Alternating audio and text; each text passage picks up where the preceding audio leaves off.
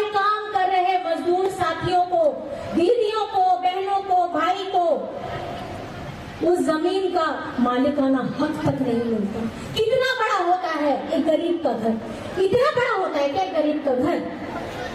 छोटा सा कमरा होता है, ऊपर छत भी मजबूत नहीं होती है, दीवार भी नहीं होती है ढंग की। बरसात आए यहाँ तो बाढ़ का भी आपका हमेशा खतरा लगा हुआ रहता है। बाढ़ आए तो कहीं न कहीं पानी के द्वारा सांप बिच्छू के अंदर ना घुस जाए। घर पे एक मजबूत खाट नहीं होती, घर में एक मजबूत चूल्हा नहीं होता। ये दर्द है यहाँ के मजदूर भाइयों का, ये दर्द है यहाँ के टी ट्राइब का, यहाँ के आदिवासियों का। ये किसी ने समझा नहीं।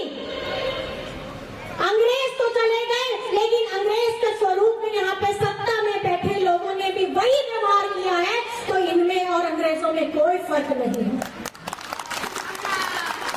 आज आपके दर्द, आपके संघर्ष, आपके हक की पुकार के लिए जब जेवीपी जेएमएम के साथ में आया तो हेमंत दादा ने ये कहा कि झारखंड में भी जब झारखंड बना नहीं था, झारखंड का सपना किसी ने देखा नहीं था, तो हमारे आदरणीय विश्व गुरु शिबू सोरेन ने, एक आदिवासी बेटा ने ये सपना देखा, हमारे आदिवासी लोग मिलकर मूलवासी लोग झारखंड में रहेंगे।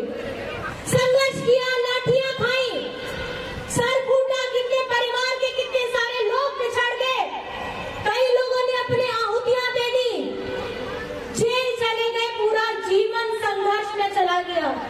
हमेशा याद रखिएगा, पहली पीढ़ी जो होती है वो हमेशा ऐसा संघर्ष करती है कि जिन्हें लाठियां खाना पड़ता है, जिनको अपने जान का परवाह नहीं करना होता है, अपनी मिट्टी के लिए, अपने जंगल के लिए, अपने जमीन के लिए, अपने पानी के लिए, उन्हें वो लड़ाई करके अपनी आहुति देनी पड़ती है।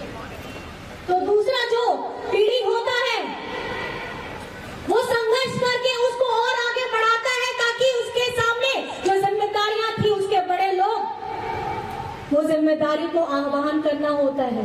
वैसे लोग का जीवन भी इसी तरीके से अपने परिवारों से दूर हो जाता है, वो लड़ते हैं और संघर्ष करते हैं। जो तीसरी पीढ़ी आती है उसे एक थोड़ा सा मौका मिलता है कि वो पहचान, वो लड़ाई जो 2-3 पीढ़ियों से लड़ी आ रही है, अब उस लड़ाई को आपको और आगे बढ़ा करके वो जिम्मेदारी को अपने मजबूत कंधों पे लेकर के आपको आगे बढ़ना है। तो मैं आपसे ये सवाल पूछना चाहती हूँ, जिस संघर्ष के लिए, आपके स्वाभिमान के लिए, आपके आदिवासियत पहचान के लिए, आपके इस जगह जमीन में अपना नाम दिलवाने के लिए, आपको उचित मजदूरी देने के लिए जेएमएम जेवीपी के हमारे भाई यहाँ प्रभात दास जी खड़े हैं। मैं आपसे अपील करना चाहती हूँ, लेकिन अपील करने से पहले मैं ये सवाल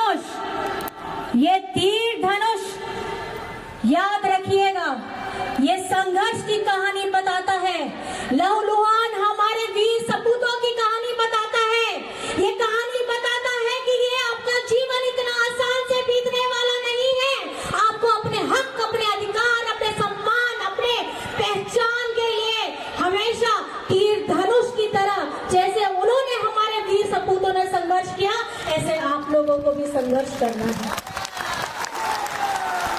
तो इस बार हम लोग सब मिलकर के बोलेंगे, अब की बार अधिकार की सरकार। क्या बोलेंगे? अब की बार, अब की बार, अब की बार। और हमारे जितने भी भाई बंधु हैं, बहुत दूर दराज से आए हैं, आप सभी का मैं अभिनंदन करती हूँ, आभार करती हूँ। अभी और भी कार्यक्रम है, आगे के कार्यक्रमों में जाना है और सफर भी लंबा है। तो उड़िया में है क्या यहाँ पे? और हमारा चुनाव चिन्ह क्या है? क्या है चुनाव चिन्ह? तीर धनुष। क्या है? क्या है? फिर से दोबारा बताइए। खड़े होकर के ये संकल्प लेकर के आपको जाना है, ये संकल्प लेकर के जाना है, ये तीर धनुष को आपको मजबूत करना है, ताकि असम की विधानसभा में आपकी दीदी, आपकी बहन आपकी आवाज को मजबूती के साथ उठाने का काम करेंगे। आप लोग तैयार हैं? आप लोग सबके